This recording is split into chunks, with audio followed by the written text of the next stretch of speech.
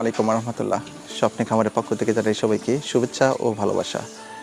দর্শক, আশা করি সবাই ভালো আছেন।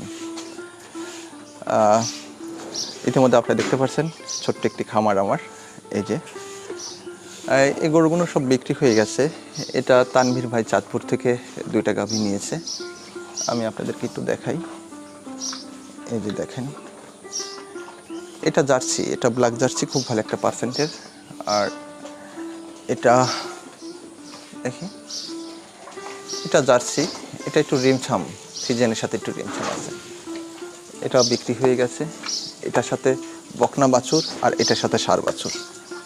বেশ মাশাল্লাহ, মানে একটা ষাঁড় একটা বকনা খুব সুন্দরভাবে মিলিয়ে নিল আর কি। তো যাই হোক, কিছু কথাবচন বলার জন্য আমি আপনাদের মাঝে আসলাম। তো দর্শক, আসলে এই সেক্টরটাতে আমি আসলে কতদিন থাকতে পারবো তা জানি না। মানে সত্য কথা বললে গরু নেয় না, মিথ্যা কথা বললে গরু নেয়। আসলে এটা মানুষের একটা ভুল বিভ্রান্তি টেকনিক মাথার ভিতরে চলে গেছে। একটা গরু যদি লিগালি দুধ হয় আপনার 15 লিটার, তাহলে কিন্তু আমরা বলি যে দুধ হবে 20 লিটার কিংবা 22 লিটার, এরকম ধরনের কথাবার্তা। অনেক সময় যে 30-40 লিটারও বলে। মানে অ্যাকচুয়ালি শুধু পাবনা না, পুরো বাংলাদেশে এই সমস্যাটা। তো আসলে আমার ফ্যামিলি থেকে আমাকে বলছিল যে এই গাভী গরুর ব্যবসাটা তুই কতদিন করতে পারবি তা জানি না। মানে সবাই তো সব কিছু পারে না। আমি বললাম যে আচ্ছা দেখি, মিথ্যা কথা যদি বলা লাগে তাহলে আমি এই ব্যবসা করব না। যে সত্য কথা বলে যদি 2-1টা গরু বিক্রি করতে পারবো। আসলে জাস্টমাত্র ইউটিউব চ্যানেলটা আমার খোলার উদ্দেশ্য মানুষকে উদ্দেশ্যতা বাড়িয়ে দেওয়া, যে আমাদের পাবনা জেলার মানুষ কী ধরনের গরু লালন পালন করার সাথে লিপ্ত, বা কেমনভাবে কীভাবে গরু ক্রয় করবে, এই বিষয়বস্তুর উপরে আমি ভিডিও নির্ণয় করছি। ক্রয় করে ওই বকনা বাছুর ক্রয় করে প্রেগনেন্ট করে 9 মাস প্রেগনেন্ট যে সময় হতো সে সময়টা আমি বিক্রি করতাম। অনেক সময় হাট বারে বিক্রি করতাম। আর যখন ইউটিউব চালু হয়ে গেল, ইউটিউবের মাধ্যমে অন্য মানুষের ইউটিউব চ্যানেল নিয়ে এসে, মানে সাংবাদিক নিয়ে এসে প্রতিবেদন দিয়ে বিক্রি করতাম। তো বেশ মানুষ উপকৃত, মানে অনেক মানুষ উপকৃত হয়েছে আমার দ্বারায়। তো এভাবে আমি চিন্তা ভাবনা করলাম যে আমি নিজস্ব একটা চ্যানেল খুলি, ইউটিউব চ্যানেল। খোলার পরে আমাদের পাবনা জেলার মানুষ কী ধরনের গরুর সাথে লিপ্ত বা কী ধরনের গরু লালন পালন করে, যদি এই ধরনের গরু আমাদের বাইরে, অর্থাৎ আমাদের বাংলাদেশের আনাচে কোনাচে যদি পৌঁছে দিতে পারি, তাহলে আমার একটা সুনাম অর্জন হবে। অর্থাৎ জার্সি ফিজিয়ান করাস বা জার্সি আমাদের বাগাবাড়ি যে সাইডটা আছে, এই সাইডের গরুগুলো বেশ ভালো হয়। যেমন দেখেন, এটা কিন্তু আমাদের বাথান অঞ্চল। এই যে ইতিমধ্যে আপনারা দেখতে পাচ্ছেন, এটা আমাদের বাথান অঞ্চল। তো এই অঞ্চলে বর্ষা মাসের পরে আমন ধান বোনে, আমন ধানের পরে কালাই ঘাসটা বুনিয়ে দেয়। বোনার পরে এখানে সবাই গরুকে মাঠে চড়াতে নিয়ে আসে। আবার এই পাশেই আসতে হলো আপনার বাগাবাড়ির সাইডে রেশনবাড়ি বাথান আছে। ধলাই নদীর পার দিয়ে অনেক গরু লালন পালন করে, এখনও আছে। বর্ষা মাসের মোটামুটি বর্ষা মাস আসলে সেই সময়টা এই শেডগুলো নিয়ে যায়, বাসায় নিয়ে যায়। সেই সময়টা বর্ষা মাস আসলে ওই সময় ওরা ওদের গন্তব্যস্থানে নিয়ে যায়। তো দর্শক, আমাদের অরিজিনাল পাবনা জেলার গরু কি আপনারা ক্রয় করতেছেন? আসলে কিন্তু না। অরিজিনাল পাবনা জেলার গরু যারা প্রান্তিক খামারিরা লালন পালন করে আসতেছে, অত সহজে এই গরুগুলো বিক্রি করে না, খুব বিপদে না পড়লে। মানে ভালো গরু তো আপনি নিজেও বিক্রি করবেন না, আমি কেন বিক্রি করব?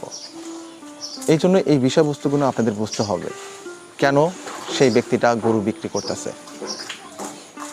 এই জন্য দর্শক, আসলে এই সেক্টরে অনেক কিছু বোঝার বিষয় আছে, না আসলে কখনোই বুঝতে পারতাম না যে এই সেক্টরটা কেমন।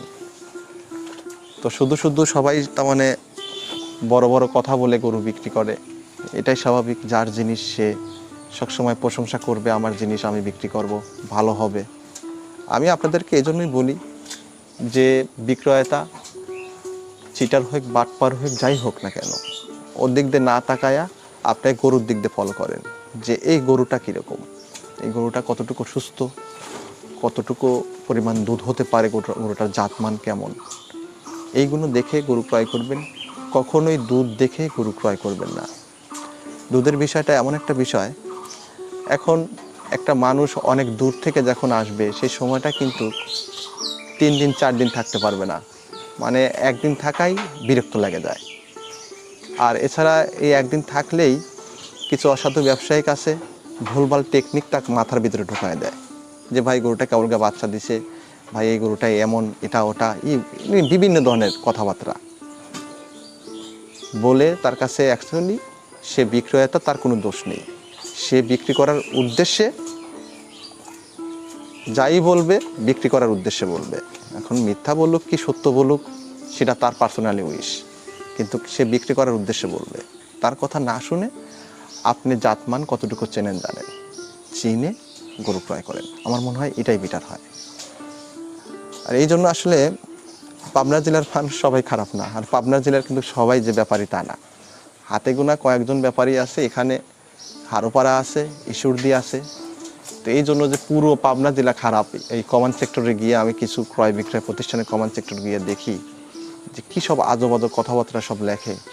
তো ওই রকম কমান্ড সেক্টর দিলে আমার কমানে এরকম আজোবাজো কথা আসতো, তাহলে আমি ব্যবসা আগে ছেড়ে দিতাম। তো এই ব্যবসা আসলে গাভী গরুর ব্যবসা করার প্রতি আমারও অতটা মানে আগ্রহ নেই যে আমি করব। তবে আমি দর্শক, আমি আপনাদেরকে বলবো, আমি আপনাদের উপকারের ক্ষেত্রে কিন্তু গরু বিক্রি করি, আমার উপকারের না। আমার এই সেক্টরটা আসলে অ্যাকচুয়ালি ভালো লাগে না। মানে কিছু মানুষের আমি দেখি চুন খায় গালে ছাল, ধই দেখে ভয় পান। মানে আপনারা এমন একটা অবস্থান, আমি আপনাদেরকে জাস্ট মাত্র জাতমান সম্পর্কে আইডিয়া দেই যে এই ধরনের গরু ক্রয় করেন। আমাদের পাবনাবাসী কী ধরনের গরুর সাথে লিপ্ত, পারলে এই ধরনের গরু ক্রয় করেন, বা কেমনভাবে কিভাবে গরু ক্রয় করবেন এই বিষয়বস্তুর উপরে আমি ভিডিও নির্ণয় করছি, করে আপনাদেরকে বোঝানোর চেষ্টা করেছি। যারা নতুন উদ্যোগতা, তাদের উদ্দেশ্যতা বাড়ানোর উদ্দেশ্যে। তো আমি আপনাদের উপকারের ক্ষেত্রে আমি ভিডিও তৈরি করি, বা 2-1 পিস গরু আপনাদের উপকারের ক্ষেত্রে আপনাদেরকে দেই। তো আসলে আমাদের এই পাবনা জেলাতে 1988 থেকে শুরু হয়েছে গরু লালন পালন করা। মানে সবার ঘরে ঘরে গরু, মানে অ্যাকচুয়ালি গরুর উপরে নির্ভরশীল। যদি গরুতে লাভ না হতো তাহলে কিন্তু কেউই টিকে থাকতে পারতো না। আমাদের এই পাবনা ভাঙড়া থানায় ভবানীপুর, হারোপাড়া, আবার এই চরভাঙড়া, নৌবাড়িয়া, বিয়েলবাড়ি, আশপাশে অনেক গ্রাম, প্রায় 200-300টার উপরে গ্রাম আছে এই অঞ্চলে। এখানে শুধু জার্সি, ফিজিয়ান, করাচ গরুগুলো লালন পালন করে। মানে এই গরুগুলো রোগ প্রতিরোধ ক্ষমতা অনেক বেশি। তো এই জার্সি, ফিজিয়ান গরুগুলো যে সোনায় সোহাগা, আমি কিন্তু এই কথাগুলো বলেছি। পারলে এই ধরনের গরু আপনারা ক্রয় করবেন। আর কে চিটারি করলো, কে বাটপারি করলো, ওইগুলো দেখার সময় নেই আপনাদের। মানে এই সেক্টরে শুধু পাবনা না, পুরো বাংলাদেশে, মানে পাবনার সাইনে জঘন্যতম খারাপ অন্য অন্য অঞ্চল, আমি আপনাদেরকে গ্যারান্টি দিয়ে বলতে পারি। কারণ আমি ছোটোখাটো একটা ইউটিউবার, অনেক মানুষ আমাকে ফোন দেয়, ভাই ওই অমুক জেলা থেকে, মানে পাবনা জেলা না, অমুক জেলা থেকে অমুক লোকের কাছ থেকে আমি গরু ক্রয় করছি, 4টা পানি খারাপ, এরকম ধরনের রিপোর্ট অনেক আসছে আমার। তো ফিজিয়ান গরুটা ভালো, ফিজিয়ানও ভালো, জার্সিও ভালো। ফিজিয়ানটা একটাই সমস্যা, রোগ প্রতিরোধ ক্ষমতা খুব কম, জার্সিটা রোগ প্রতিরোধ ক্ষমতা অনেক বেশি। আর এছাড়া দুধটা অনেক ঘন, গাঢ়, সুস্বাদু, অ্যাকচুয়ালি দেশি গরুর মতন। আর দুধ যে কম হয় তাও না, দুধ অনেক বেশি হয়। কিছু কিছু জার্সি গরু আছে ফিজিয়ান গরু পারে না, মানে এক কথায় জার্সির তুলনা হয় না। খালি দুধের দিক দিয়ে তাকাবেন না, যে কোনো ওয়েদারে এরা ম্যানেজ করতে পারে। অনেক সময় দেখা যায় যে ফিজিয়ান গরুটা একটু গরম পড়লেই ওদের সমস্যা দেখা দেয়, আবার একটু ঠান্ডা পড়লেই ওদের সমস্যা দেখা দেয়। আর এই জার্সি গরু যে কোনো ওয়েদারে এরা ম্যানেজ করতে পারে নিজেকে। এই জন্য আমি আপনাদেরকে বলেছি আপনারা পারলে। আর সবচাইতে বড় বিষয়টা, বাংলাদেশে গোখাদ্যর দাম অনেক বেশি, এই জার্সি গরুগুলো খাদ্য সামানা খুব কম লাগে। তো দর্শক, যাই হোক, অনেক কথা বললাম। আমাদের পাবনার মানুষ এই ধরনের গরু লালন পালন করে, পারলে আপনারা 2-1 পিস জার্সির সাথে ফিজিয়ান করা সেই গরুগুলো ক্রয় করেন।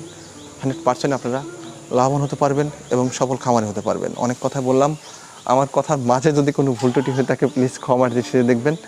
আর এই যে তানভীর ভাইয়ের গরু, এই যে তানভীর ভাইয়ের গরু, এই গরুটা বিক্রি হলো 1,65,000 টাকা। এটা বাছুর হয়েছে, ষাঁড় বাছুর, প্রথমবারের মতন বাচ্চা দিয়েছে। এটা বিক্রি হলো 1,65,000 টাকা। এটা বাচ্চা দিয়েছে বকনা বাছুর। এটা জার্সির সাথে একটু রিমছাম আছে, এই যে ফিজিয়ানের একটু রিমছাম আছে। তো যাই হোক দর্শক, দোয়া করি তার জন্য, দুধে ভাতে খাক। আর আসলে জার্সি গরুর পেট থেকে বেশিরভাগই এই যে মিল বিটার জার্সি বাচ্চা হয়। এই যে আপনারা দেখতে পাচ্ছেন, এগুলো সব জার্সি বাচ্চা বকনা।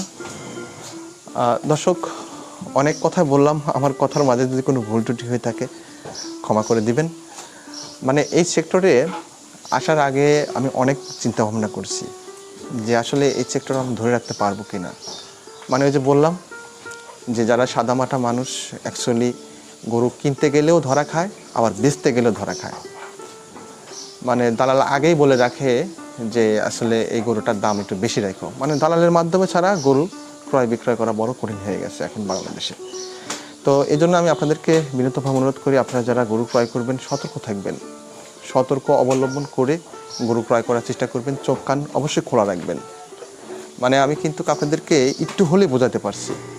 এই বিষয়বস্তুগুলো বুঝে চিন্তাভাবনা করে গরু ক্রয় করবেন। সবাই ভালো থাকবেন, সুস্থ থাকবেন। আসসালামু আলাইকুম ওয়া রাহমাতুল্লাহ।